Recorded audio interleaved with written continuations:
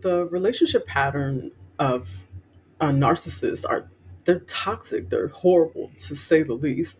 Only someone who has ever been in a relationship with a narcissist will know the full spectrum of how destructive the patterns and behaviors are to towards themselves, partners, and whoever else is around. If you had some kind of forewarning that you were about to enter into a relationship that would consume you to the point of your virtual destruction, would you still go through with it? Unless you're some kind of masochist, the answer is probably going to be no. Once you've been through a relationship with an emotional manipulator, it's not something that you'll ever wish to repeat.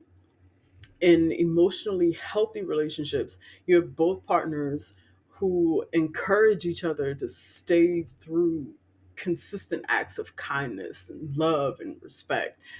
They're dependable and responsible. They maintain their own individuality and growth while also encouraging the same thing for their partners. Emotionally manipulative people operate on like a completely different level than other people because they themselves are emotionally damaged. They believe that they have no choice but to manipulate their partners into staying with them, and they're going to do this through trying to utilize some sort of control over the other person. So early on in the relationship, you're going to see a lot of behaviors that they display, which are usually meant to just completely remove all of your autonomy and break your self esteem while isolating you from your friends and family. This is why it's so important to be able to identify these relationship patterns really early on. Early detection is going to allow you to know exactly what it is that you're dealing with and how to extricate yourself without investing so much of your time, energy, effort, emotions, and resources into someone who doesn't have the ability to reciprocate. They always try to make themselves appear larger or more grand than they actually are. There's something special and unique about them, something that stands out. Even if they don't have like very much going for them, you're convinced it's only temporary. And with your help, they could really be something. They reveal a little vulnerability or a slight character flaw that you find incredibly appealing. They'll dazzle you so much that you're left thinking, why would a girl or a guy like this want me? They all seem to have at least one special feature that they like to put on display. I like to call it the bait. If it's intelligence, they will astound you with their superior intellect. If it's beauty, you're overwhelmed that they pick on little old you when they have their choice of anyone that they want. They're always going to find at least one thing about themselves that they can make seem and appear as if it's way more than what it actually is. You will become their main focus. In the early going, you don't have to guess what they're doing or what they're thinking because they're calling and texting and finding reasons to be with you all the time. It seems as though they just can't get enough of you. And you're thinking, well, finally, here's someone that can give me the love that I need and deserve.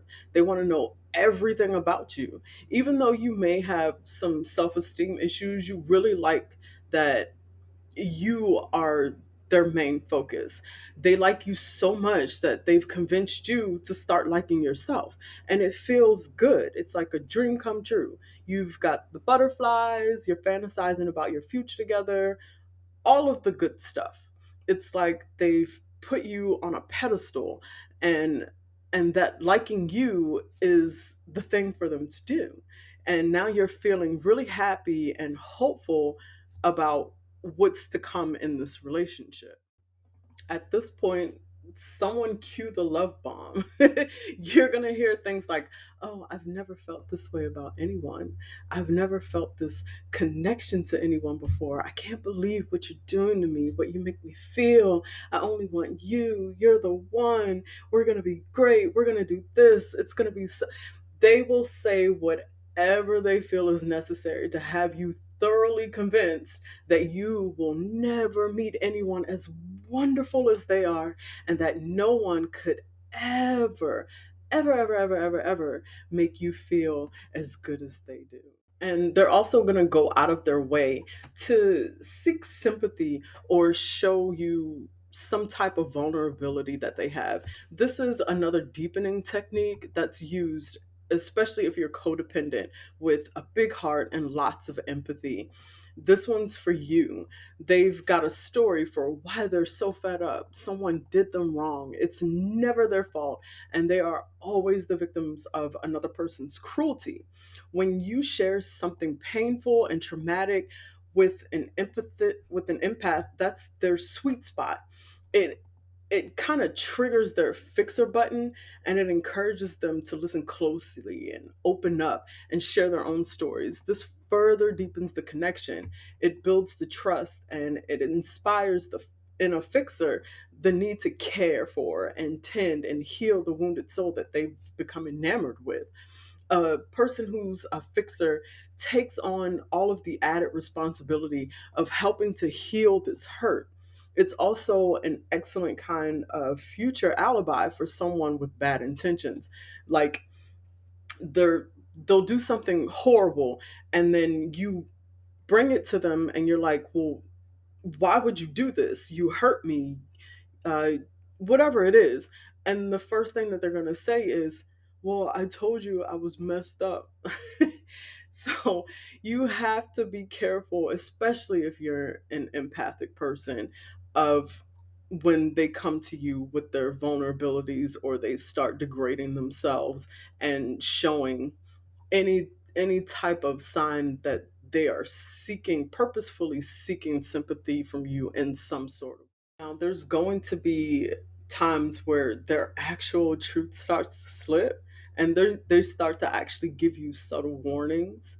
They'll say things like, "Oh, well, you're too good for me," or "You can do better than me. I'm not good enough for you. You deserve better." All of these things, in retrospect, may sound sweet, even a little humbling, but this is as close as a narcissist will ever get to just telling you the truth.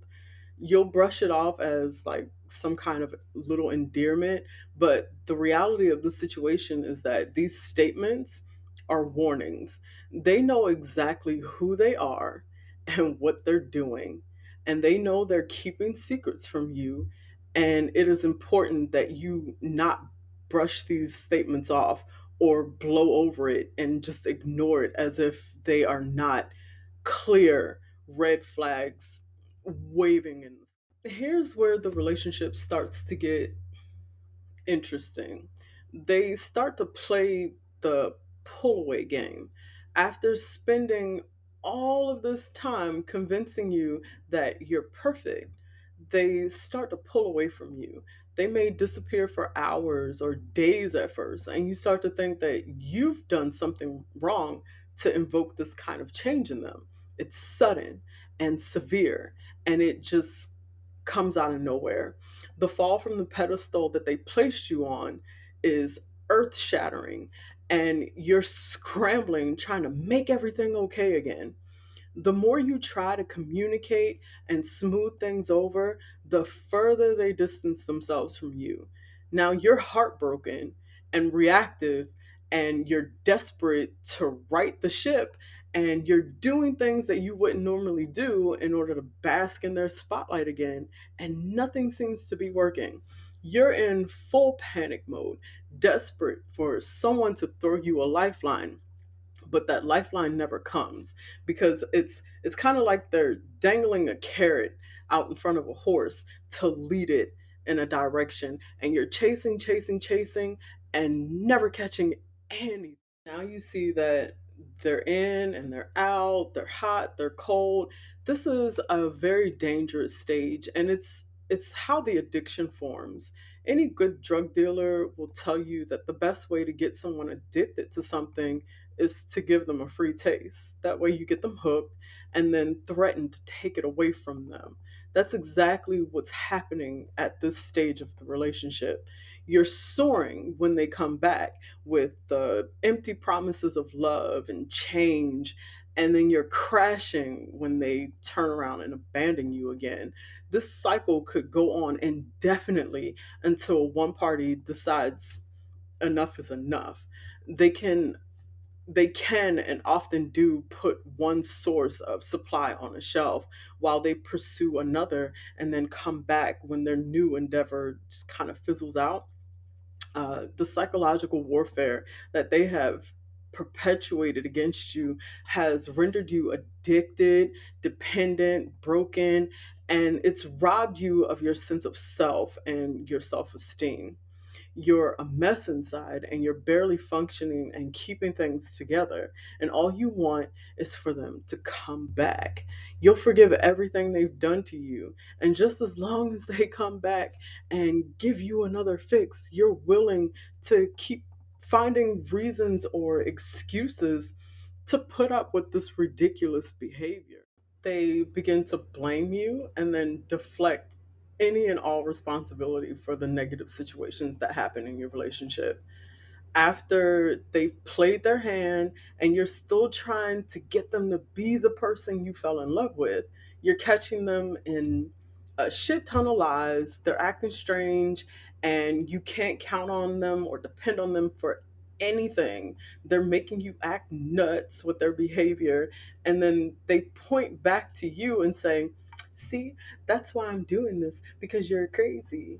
They will convince you that your reaction to the abuse that they are dishing out is the problem and not the abuse itself. It's exhausting for them to keep the smoke and mirrors going, to keep you in a perpetual state of confusion.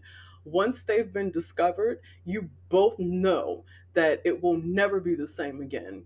The game may continue, but it will never have the same intensity because they can no longer keep pulling the wool over your eyes.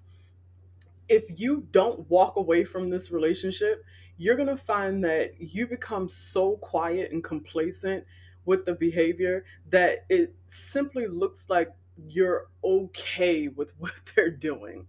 The fact that you're still around, wanting them back, actually surprises them, and they believe that this gives them license to continue to treat you any way that they want to. You've shown them that you don't respect yourself enough to walk away. So their treatment, it only gets worse from here on out. Don't get me wrong, not all narcissistic relationships follow this exact pattern, but for the most part, this is how the majority of cases look. It's so important that we have an understanding of this and that we know this pattern exists. That way, we don't allow ourselves to get caught up in the emotional trap. Anyone that's been through it will tell you it very nearly destroyed them, and that they are still feeling its effects in some sort of way. The relationship could be over for years, and something in your attitude, your reaction, how you interact with other people is the effect from what was caused from being in that narcissistic relationship. Just know that the patterns, call people out on their stuff and then walk away the moment that you notice your needs aren't being met. When someone starts to pull away from you, don't chase after them. Let them go. Recognize that their behavior is about them and it's not about you.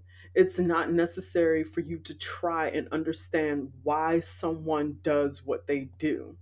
It's okay if you're curious and you want to know, but if that person is not willing to open up to you and having a serious heart to heart conversation about real things that's going on with them, don't force it. Don't fight with them about it. If they want to run, let them run, and you either stay where you are or you go the other way. You don't need to analyze it to death. All you have to do is recognize that it's not what you want and that you're not happy. That's all you need to walk away from something. Remember that when you give someone the keys to your power and make them the sole provider of your happiness, the outcome is never going to end up in your favor. Keep those keys firmly in your own pocket, learn the signs, and never allow yourself to tolerate abuse or disrespect.